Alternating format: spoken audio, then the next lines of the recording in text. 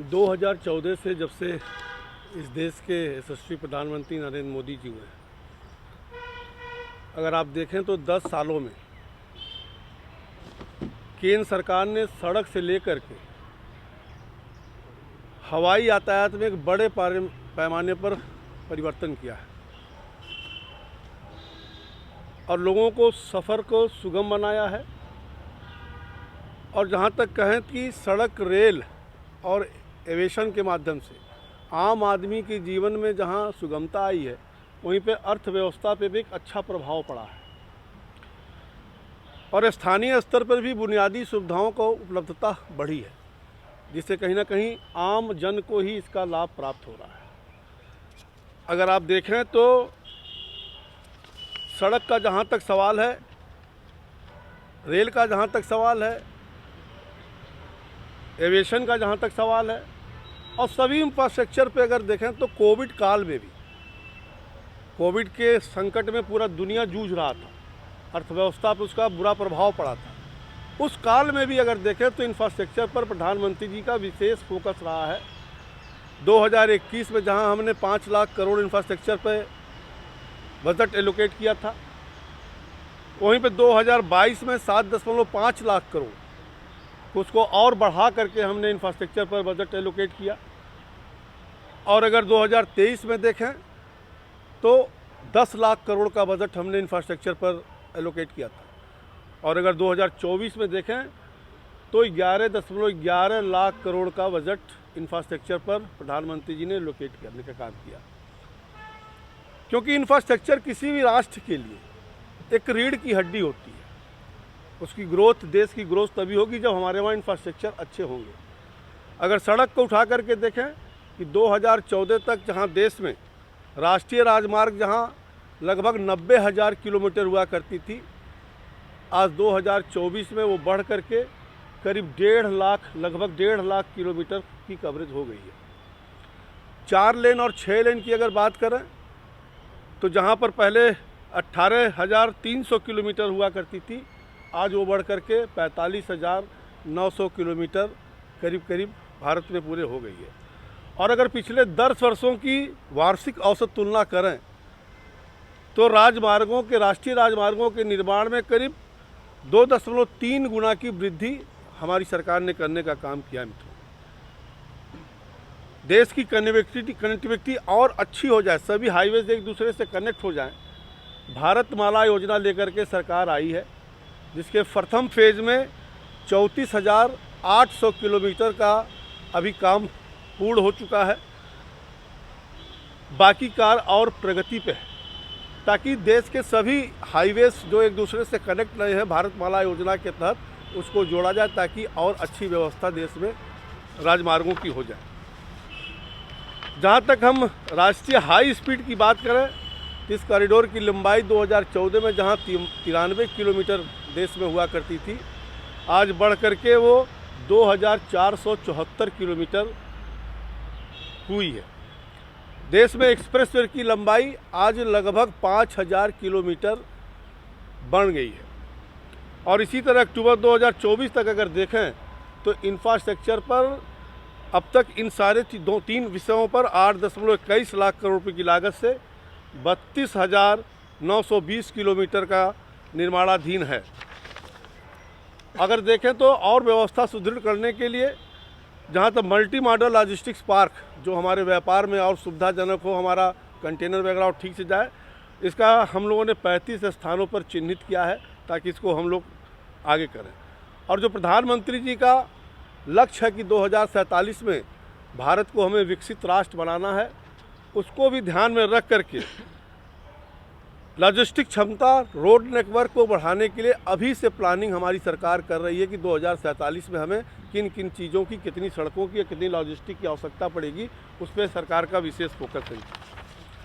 अगर रेलवे की बात करें तो हम लोग डेडिकेटेड फ्रेट कॉरिडोर में, जहाँ पर 2 भागों में है, ईस्टर्न डेडिकेटेड फ्रेट कॉरिडोर और वेस्टर्न, दोनों में अगर कहें तो ईस्टर्न में जहाँ पर लगभग 100% काम पूरा हो गया है, लेकिन वेस्टर्न डेडिकेटेड में अभी कुछ निर्माण कार्य अंतिम चरण में चल रहा है।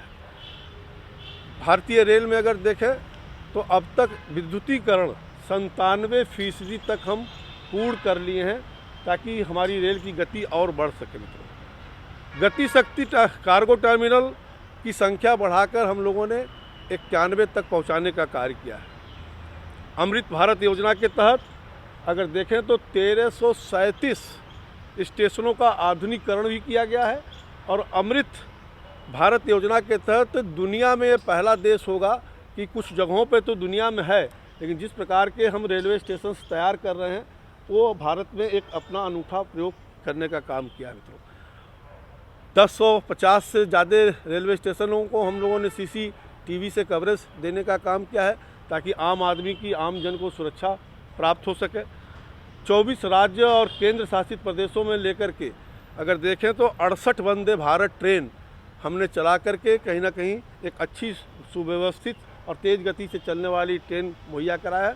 साथ ही साथ 2 अमृत भारत ट्रेन जो कि टोटल स्लीपर क्लास के उसमें होंगे, आम जन को भी तेज़ गति से उनका गंतव्य तक पहुंचने के लिए व्यवस्था भारत सरकार ने, रेल मंत्रालय ने बनाई है। बुलेट ट्रेन ऑलरेडी आप सभी जानते हैं कि अहमदाबाद से मुंबई तक का बुलेट ट्रेन की 500 किलोमीटर का काम प्रगति पे चल रही है। अगर नगर विमानन की बात करें, जो पहले कहीं 2014 में 74 एयरपोर्ट हुआ करते थे, आज बढ़ करके वो 158 एयरपोर्ट हमारे देश में हुए। 2014 में जहां विमानों की संख्या 400 हुआ करती थी, आज भारत में विमानों की संख्या 824 विमान हमारे वहाँ घरेलू उड़ान पे चल रहे हैं। जेवर एयरपोर्ट जिसकी अभी लैंडिंग ट्रायल हो गई है, अभी उस पर 2 रनवे है, भविष्य में 6 रनवे होगा, और मुझे लगता है कि भारत का वो सबसे बड़ा एक एयरपोर्ट बन करके उत्तर प्रदेश में तैयार होगा। उड़ान योजना के तहत जहां हमने 87 हवाई अड्डों को जोड़ने का काम किया और 613 मार्गों पर उसका परिचालन शुरू किया, ताकि आम आदमी भी हवाई योजना के तहत उस यात्रा में सुखद अनुभव प्राप्त कर सके। मित्रों, वहीं पर अगर देखें तो DG यात्रा ऐप जो हमने लॉन्च किया, उसमें 83 लाख लोगों ने उसको डाउनलोड किया और 3.8 करोड़ से अधिक लोगों ने हवाई अड्डों पर उसका प्रयोग किया है। अगर भारत को देखें तो दुनिया में आज तीसरी बड़ी विमान बाजार बन चुका है, जो कि 2013-14 में जहां 6 करोड़ यात्री सफ़र करते थे, आज वो बढ़ करके 23-24 में 15 करोड़, लगभग 15 करोड़ यात्री यात्रा कर रहे हैं। PLI के माध्यम से स्वदेशी ड्रोन निर्माताओं को भी प्रोत्साहन दिया जा रहा है। प्रधानमंत्री जी का विशेष फोकस है कि आने वाले समय में ड्रोन का हम ज़्यादा से ज़्यादा उपयोग करें, अपने खेती में भी हम उपयोग करें, गांव में अपने बहनों को भी हम ट्रेन करें, उससे भी रोज़गार सृजित करने का काम हमारी सरकार कर रही है। अगर देखें मित्रों तो 10 साल में हम लोगों ने 140 ड्रोन प्रशिक्षण स्कूल का निर्माण किया है, जिसमें करीब 21,000 से अधिक ड्रोन पायलट बन करके अब तक तैयार है। उसमें अधिकतर उसमें बहुत सी हमारी बहनें हैं जो उस काम को कर रही हैं। इस प्रकार से अगर देखें तो प्रधानमंत्री जी का जो फोकस है कि जब तक इंफ्रास्ट्रक्चर में देश मजबूत नहीं होगा, क्योंकि इंफ्रास्ट्रक्चर के माध्यम से ही दुनिया में एक प्रभाव, एक मैसेज जाता है कि भारत की स्थिति क्या है। और आज हमारी सड़क कनेक्टिविटी, रोड का हो गया, रेल का हो गया, हवाई जहाज का हो गया, इन सब में हम धीरे धीरे प्रगति कर रहे हैं और लगातार प्रधानमंत्री जी का फोकस है कि इंफ्रास्ट्रक्चर पर विशेष फोकस किया जाए।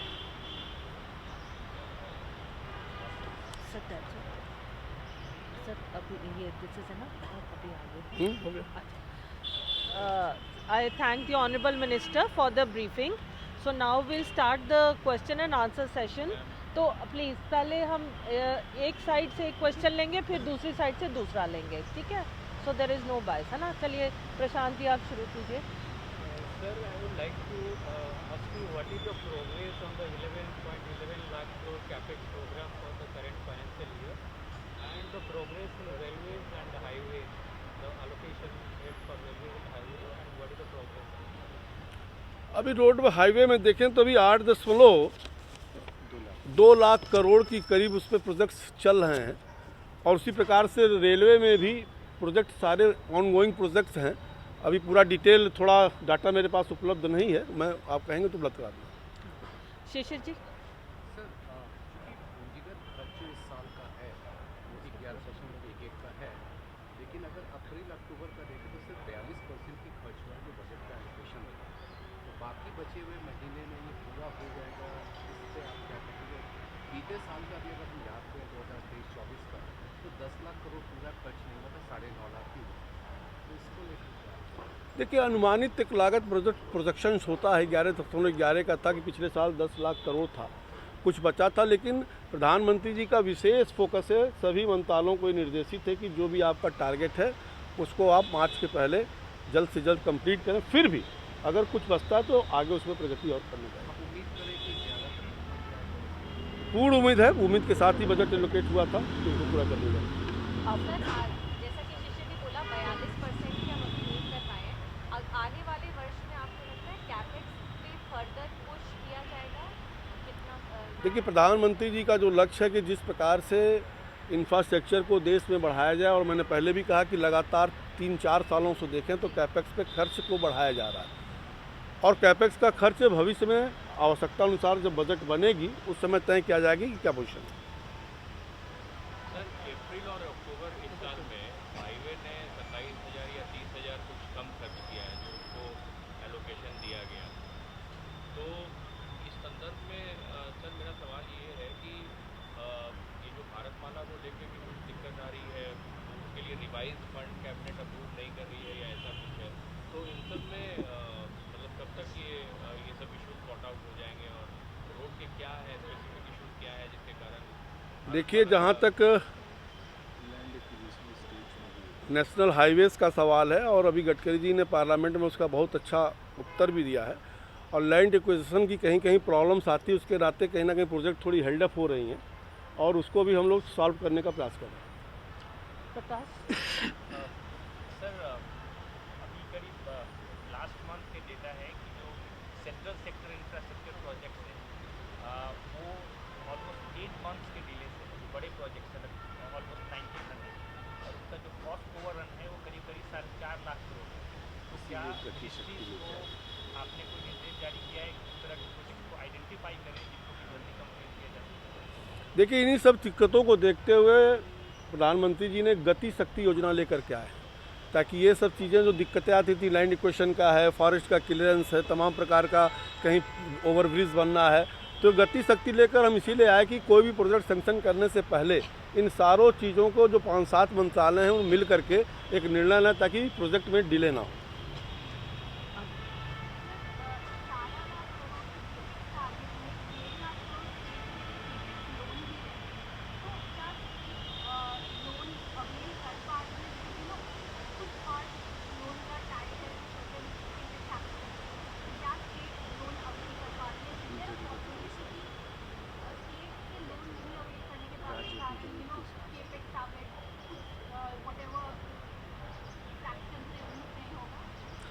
देखिए, प्रधानमंत्री जी का लक्ष्य है कि देश में इंफ्रास्ट्रक्चर बढ़े। भारत सरकार के साथ साथ जो हमारी प्रदेश सरकारें हैं उनको भी पैसे की कमी ना हो, इसलिए उसके एक फ़ंड की व्यवस्था की गई है। सभी प्रदेश अपने ज़रूरत के हिसाब से उस पर लोन लेते हैं और अपना काम करते हैं। तरुण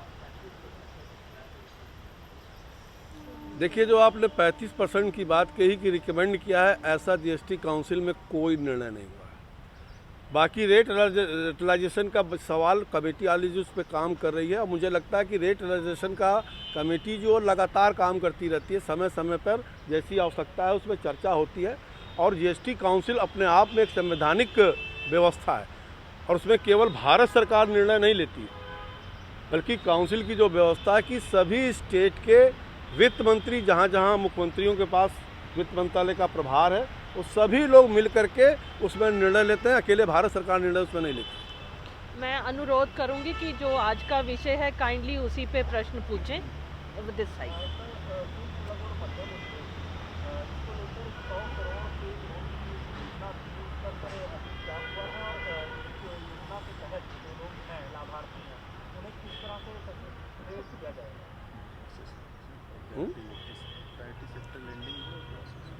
देखिए, अभी प्राइवेट सेक्टर लेंडिंग का जो सवाल आपने किया है, निश्चित तौर से उस पर काम चल रहा है, जल्दी उसको पूरा किया जाएगा। निकुंज, सर एक केपेक्स रिलेटेड सवाल दोबारा पूछना चाहूँगा। आपने अपने एड्रेस में भी बोला कि काफ़ी तेज़ी से बढ़ोतरी हुई है केपेक्स में ओवर द ईयर। तो क्या अगले साल भी उसी तेज़ी से हम लोग केपेक्स एलोकेशन देखेंगे इस पेस में बढ़ता हुआ अगले साल?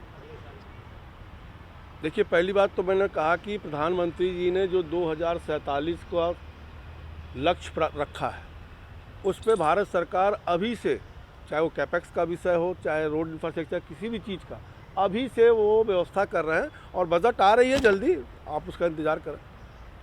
सर, आपने कहा था कि 5000 किलोमीटर का एक्सप्रेस वे जो है लगभग आप तैयार करवा रहे हैं। खासतौर पे मैं स्पेसिफिक उत्तर प्रदेश की बात करूँगा। बहुत सारे एक्सप्रेस वे तैयार किए जा रहे हैं। कुछ ऐसा डेटा है उत्तर प्रदेश के लिए खासतौर पे, क्योंकि अभी मानसून की तैयारी है, अगले साल से मानसून की शुरुआत हो जाएगी और दिसंबर के बाद से। तो इसको लेकर के कोई डेटा है कि कितने एक्सप्रेस वे लगभग बनकर तैयार हो चुके हैं और कितने समय में बनकर तैयार होंगे जो बाकी?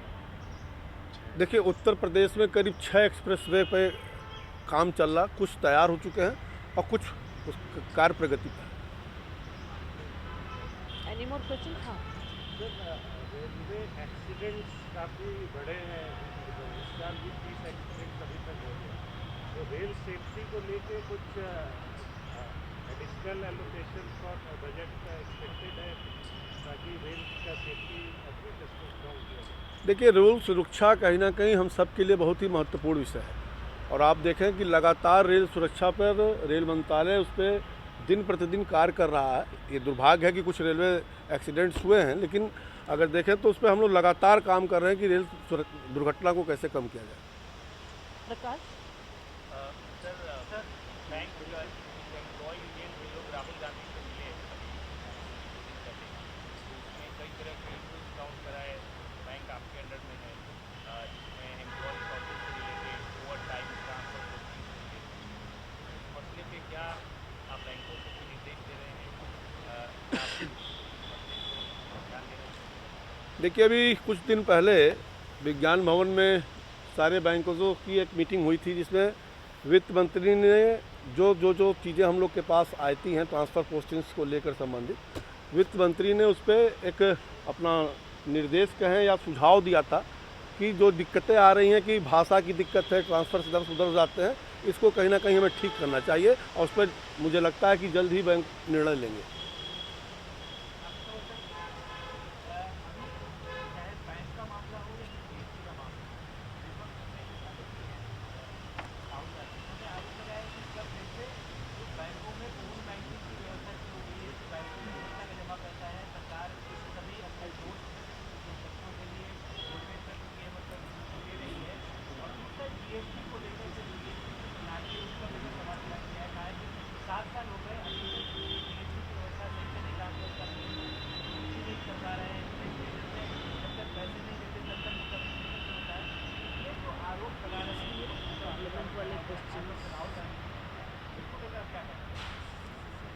देखिए, पहला क्वेश्चन आपका जो था, क्या था इनका पहला? Phone banking. अगर आप देखें कि जब से 2014 से मोदी जी की सरकार बनी है,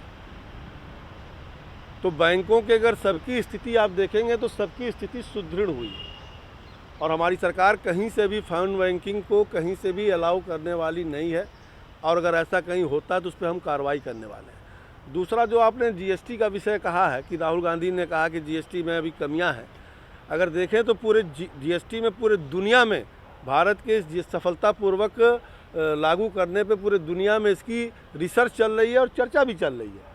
और राहुल गांधी के बातों का मुझे बहुत जवाब देने का विषय नहीं होता है कि बार बार जीएसटी का आरोप वो भारत सरकार पर लगाते हैं।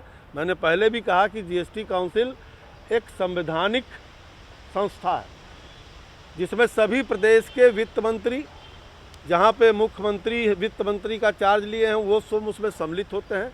और अगर आप देखें तो अभी तक सर्वाधिक निर्णय सर्वसम्मत से जीएसटी काउंसिल में लिया जाता है।